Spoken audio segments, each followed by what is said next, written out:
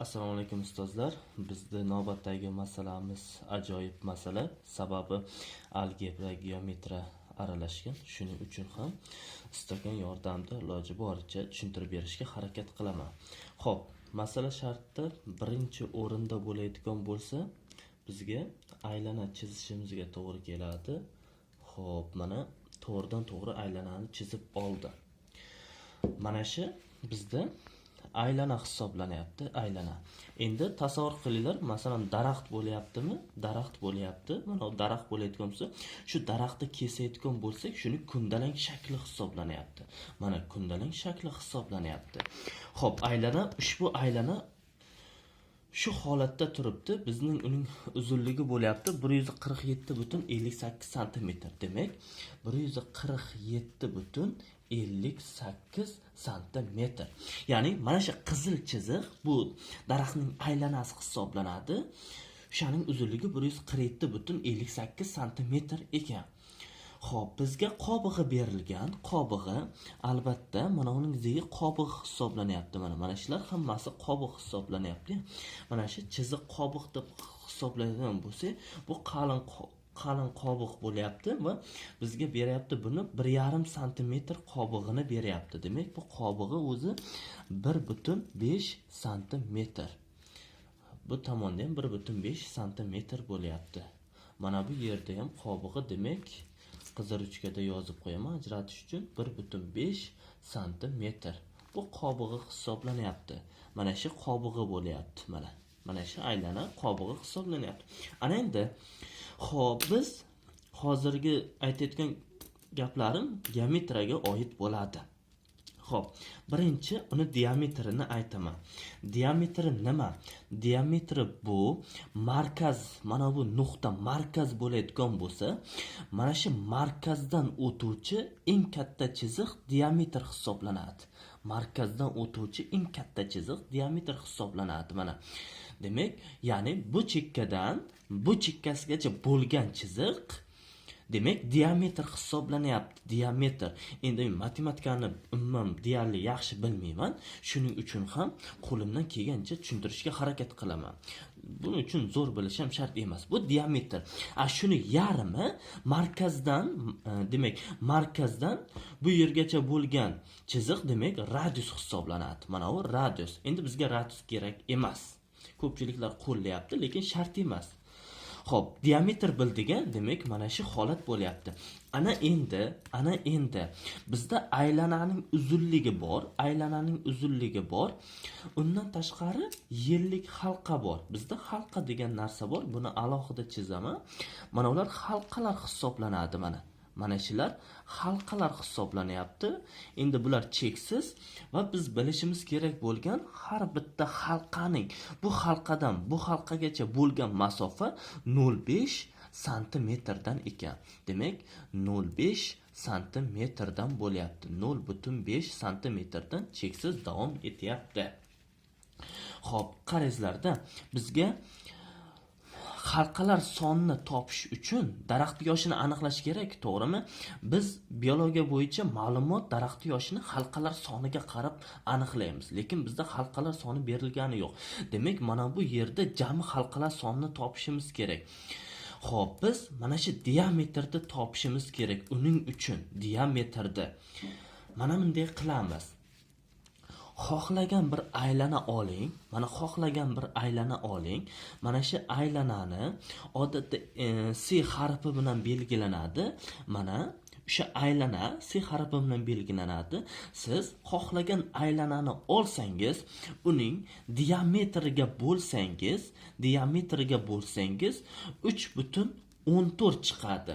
Buni biz P deb ataymiz, bilsalaringiz 3,14 chiqadi. Albatta 100dan 14 endi bu bizga kerak emas, to'liq. Xo'p, ana endi 3,14 chiqadi. To'liq aytish demoqchi edim. Demak, bizga eng kerakli narsa shundan iboratki, demak, aylanani biz diametrga bo'lsak 3,14 chiqar ekan. To'g'rimi? 3,14. Xo'p, endi shu yerda formula bor. Odatda men kimyo biologiyani formulaga qarshiman, sababi formula insonni kuchaytirmaydi. Formulasiz ishlayman. Shu yerdan formula sizga nima kerak? Bizga nima diametr kerakmi? Diametr kerak uchun formula chiqarish shart emas. Shu diametr bizga noma'lummi? Shuni x qilinglar. Shu diametrni x qilinglar. O'zi aytib beradi. X nima qilishni aytib beradi. Formulaga tushunmaydigan odam uchun bu yaxshi narsa. Mana x mi bo'ldi. Buni bunga ko'paytiramiz, to'g'rimi? Keyin bunga bo'lishimiz kerak. Mana x aytib beryapti. Tamam, nimasi qiyin? Demak, buni bunga ko'paytirsak 314x deng barobar s ga bo'lyapti. Tushuntira oldimmi? Bizda s necha? Demak, 147,58. Ana endi men ishlashni boshlayman. Muhimi bu narsani tushuntirdim. Mana yerdan ishlayapman. Demak, bizda S bor 147,8, 147,8 da bo'laman diametr mana d qilib qo'ydim. Mana diametrga bo'lsam, menda 3,14 keladi. 3,14 xohlasangiz mendan ham katta, bundan ham katta aylana chizinglar va diametrini o'lchanglar. O'sha diametr aylanani diametrga bo'lsalaring 3,14 chiqadi. Xo'p, agar diametr noma'lum bo'lsa, menga boshqa mana bunaqangi x olib diametrni yo'q qilaringlardan, shunday o'zi aytib beradi. Demak, x ni 3,14 ga ko'paytiraman. 3,14x barobar 147,58 ekan. Xo'p, x im chiqadi shunda 47 chiqadi. X teng 47 ekan. Xo'p, 47 nima edi? Diametr edi. Demak, mana bu daraxtni, endi qanaqadir, mayli, chinor daraxti bo'lsin. Shu chinor daraxti 47 bo'lyapti bu yerda. 47. Ana endi 47 sm ekan. Xo'p, biz buni bildik. 47 sm ekan. Xo'p, shu yerdan shu yergacha bo'lgan masofa 47 sm. Demak, mana bu yerga 47 sm yozib qo'yaman. Bu chekkadan bu chekkacha bo'lgan masofa. Bir narsani bilaylik, bu yerda qobiq bor. Har ikkala tomonda qobiq bor. Shu qobiqlarni biz olib tashlasak yoki archilab tashlasak, halqani o'zi ko'rinib qoladi, to'g'rimi? Demak, 47 sm ichida, 47 sm ichida mana bu ikkita qobiq ham bor. Bu chekkadagi bilan bu chekkadagi qobiq bor. Daraxtning u tomoni bilan bu tomondagi qobiq. Bular 1,5 dan 3 sm edi, to'g'rimi? Demak, 47 dan 3 ta ayirib tashlayman. Xo'p, davom ettiraman. 47 dan ayiraman 3 ta. Bizda qoladi shunda 44 qoladi. Endi 44 sm faqat bu yog'ochlikning halqaning diametri bo'lyapti. Xo'p, biz bir narsani bilishimiz kerak. Mana buning men birinchi halqa deydigan bo'lsam, mana buni ikkinchi halqa deya olmayman.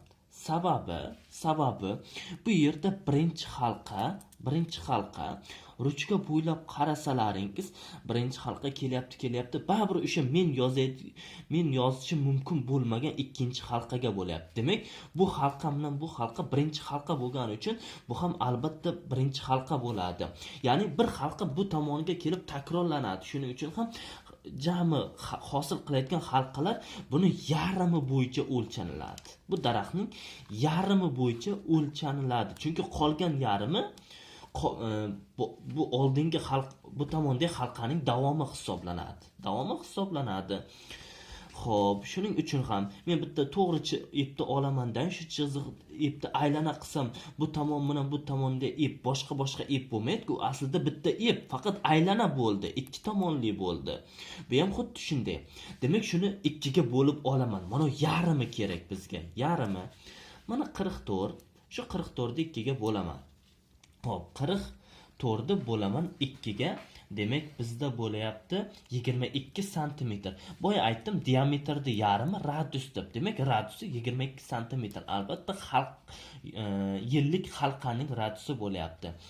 Bir narsaga qaraylik, halqalar soni nechta bo'lsa, daraxtning yoshi ham xuddi shuncha bo'ladi. Sababi har bitta daraxt bir yilda bitta halqa hosil qiladi. Albatta saksovuldan tashqari. Saksovulda hisoblab bo'lmaydi. Har yomg'irda hosil qila oladi. Sinadigan joyga saksovulni kiritib qo'yiladi. Demak, halqalar sonini sanaymiz. Faqat bir tomondagi halqalar sonini sanashimiz kerak. Ikkinchi tomondagi u birinchi tomonda sanagan halqamiz bo'ladi. Shunga adashmaylik. Demak, bu 22 santimetr demak halqaning yarmi bo'lyapti. Demak 22 santimetr. Endi bu yerda bitta halqamiz 0,5 santimetr ekan. Bizda nechta tur halqa bor, lekin ularning jami yig'indisi 22 santimetr kelyapti. Bizda nechta halqa desak 44 ta halqa bor ekan. Ya'ni qobig'idan tashqari, qobig'ini ayirib tashlaganmiz. Birinchi halqadan boshlab to mana o'rtasidagi oxirgi tugagan halqagacha soni bizda 44 ta ekan. Har bitta halqa hosil qilganda 1 yil o'tadi. Ikkinchi yili 2 ta halqa. 44-yili u 44 ta halqa hosil qilgan. 44 ta halqani 44-yil hosil qilgan. Demak, daraxtning yoshi 44 yoshda ekan. Mana shunday qilib sizlar xohlagan bir saksovuldan tashqari, yana bir ikkita daraxtdan tashqari kundalik daraxtlarimizni kesib, bemalol yoshini o'lchasangiz bo'ladi. Sizlar bilan beso'yat bo'ldi. Kommentariyadagi masalani javobini topishga harakat qilib ko'rasizlar. Xuddi shunga oid.